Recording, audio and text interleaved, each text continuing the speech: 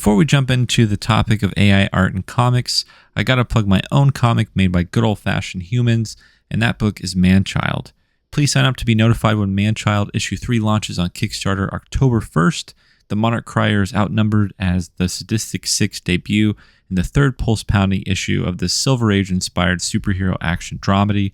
We're going to need all the support we can get with this book so we can get it funded, so please sign up using the link in the description below. If you're a fan of the Lee Kirby Ditko era of comics, if you really love good old-fashioned superhero storytelling with a modern-day twist, this book is for you. Like I said, we're going to be introducing all new 6 villains for this book, so I cannot wait to share this new issue with you guys.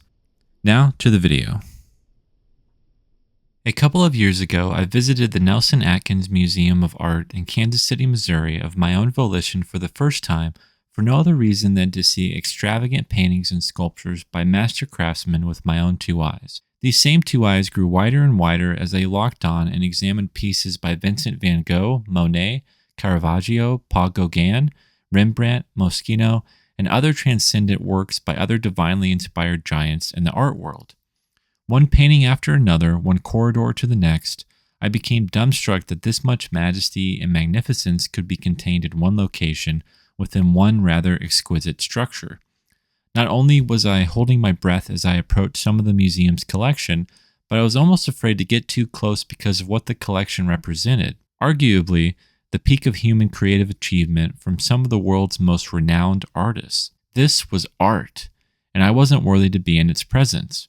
Far be it from me to defile it with my 21st century germs. It would be the equivalent of interrupting someone while they are in the middle of a prayer, intruding upon a personal sacred act. And if these artists were not touched by some divine source, they sure were tapping into the divine themselves, harnessing it, and revealing it for the masses to behold. I personally view art as a sacred gift fashioned by human hands, human imagination, and a human's will and patience to create something out of nothing. In other words, everything AI is not and cannot do. It's no secret, AI is everywhere you turn. It's in your Facebook Messenger and Instagram search bar prompting you to ask Meta AI, whatever that means. It's in your Google search results when you use Chrome as your browser, giving you an AI overview answer. Maybe you want to create a Google theme using AI too. Heck, it was used in a Disney Plus MCU series intro.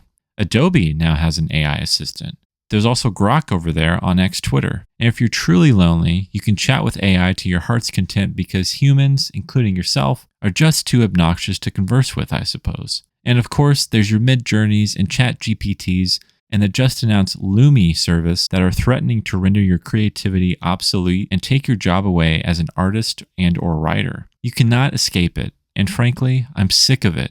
And I'm truly anxious about the future of humanity, the future of art, and specifically the future of comics.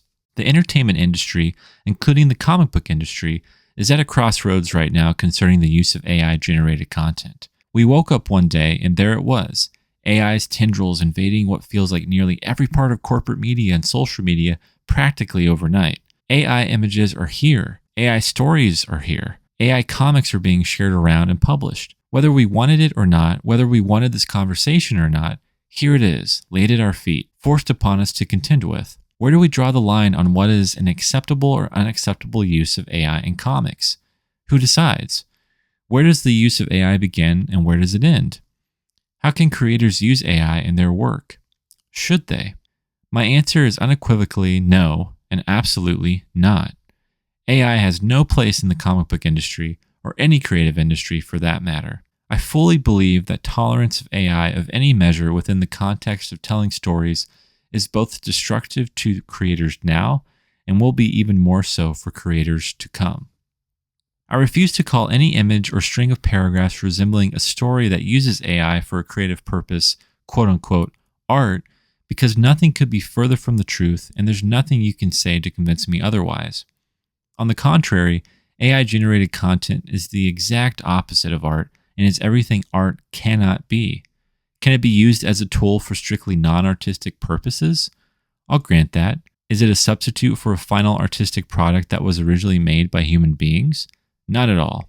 Lying flat on our backs and carelessly forfeiting the entire utility and meaning of art as a deeply human process for the sake of shortcuts, productivity, or hitting deadlines is an atrocious thought, an affront to every artist, writer, colorist, letterer, editor, and designer in the history of this industry who's ever made something pure and true in the midst of struggle and passion. It's even an affront to your own creativity. We cannot give an inch to proponents of AI because we won't just lose a mile, we'll lose the entire freaking road.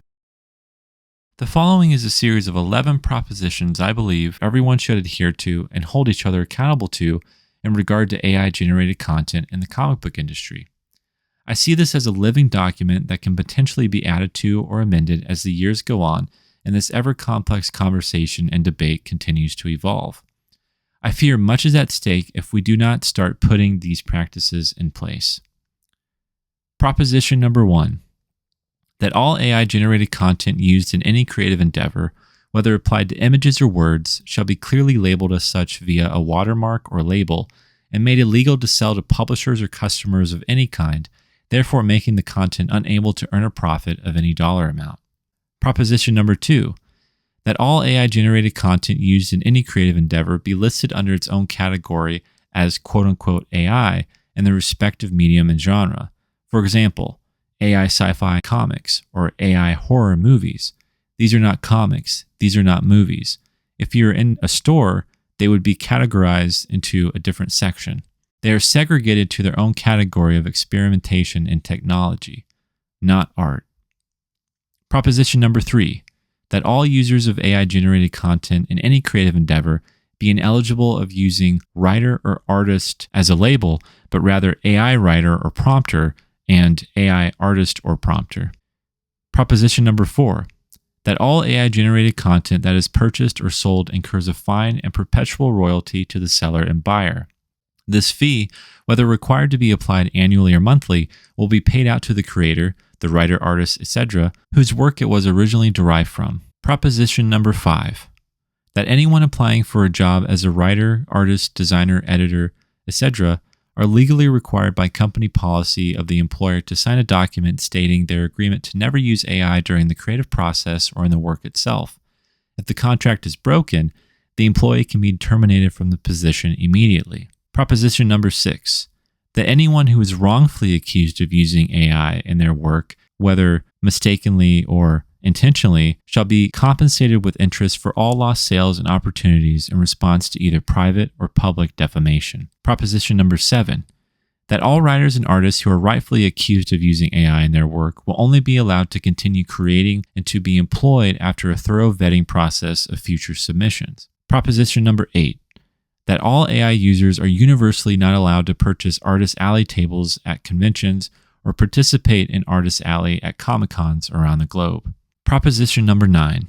That if there comes a point in time where AI content is accepted by the masses and eligible for sales, every sale incurs a royalty fee that must be paid to the artwork or creation that the AI content was originally derived from. Proposition number 10.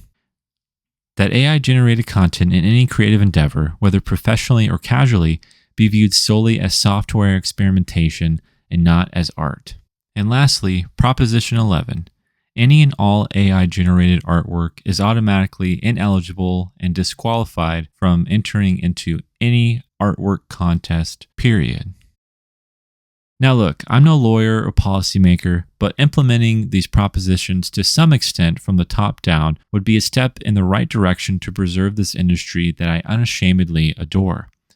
The nuance of this issue is not lost on me, believe me, although it's my goal that this extreme stance brings to light a lot of issues we face on the horizon. I'm tired of not trusting my eyes and wondering if the images I'm looking at are real or not when I'm scrolling through what's supposed to be quote-unquote artwork. I'm tired of seeing what I and other creators do devalued by AI's existence and its adopters. I'm tired of seeing these bland, gooey, glistening, over-rendered soulless images pumped out by a prompt and click every time I open up my phone or computer. If the word gobbledygook was an image, it would be an image that was generated by AI. I'm tired of these lazy so-called writers and artists calling themselves as such and thinking they're being creative or harmless to the art form they're obviously uncommitted to. I'm tired of the betrayal of our privacy. I'm tired of the fence sitters. I'm tired of the complicit silence. Aren't you? In conclusion, I'll leave you with one last consideration. The process of creating art is not supposed to be easy. If you are under that impression, I hate to burst your bubble, but that's just not how this works. It takes blood, sweat, and tears. It takes months upon months and years upon years of intense concentration and education. It takes sacrifice. It takes obsession. It's a muscle that you need to exercise and build up, or you'll never improve. Using AI diminishes any sense of progress, any sense of reward or discipline. Comics are a highly collaborative medium as well, and that will subside indefinitely if AI pervades within the industry.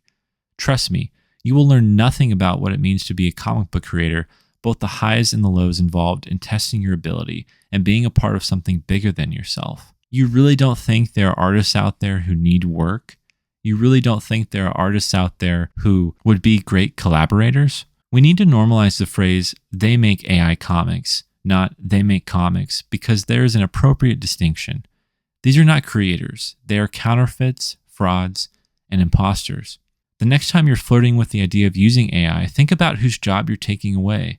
Think about how you would feel if that was your job. Think about the experience and knowledge you're losing in the long term. If you're an artist using AI in your work, why should anyone even hire you? You've just become expendable by your own admission and actions, and you've just conceded your right to be a hired artist. You've lost yourself a job in the future by showing others they don't need to employ you. And for all you writers out there, look around you. You really have to go to AI to get ideas, to get inspiration. There's inspiration all around you. Go read a book. Go watch a movie. Go enjoy something. Learn from other human beings. You do not have to go to AI to get any inspiration or to find how to write a good story. You're not going to find it. Go to your public library. Talk to people. Search deep inside yourself and use your imagination. Most of the discussion around AI is geared towards artwork, but writers, you are not off the hook on this. You are just as responsible for your integrity and your honesty when it comes to creating art. AI will twist the definition of art to become meaningless. Because if anyone and everyone can become a quote-unquote good artist with the push of a button, then what's the point of becoming one at all? I foresee AI eating itself until there's nothing left except one style, one voice, one way of creating. That's not a world I want to live in, and believe me, neither do you. So, please stand up to this crisis with me and share this public manifesto far and wide. We will not allow the end of comics as we know them, nor allow them to be locked away in a part of a museum in the future where the next generation will reminisce about a time when men and women used to make comics with each other using pencil, ink, and Bristol board. We will not allow your job or my job to be replaced by machines. We will not allow the end of what makes us uniquely and proudly human. We will not allow the end of art.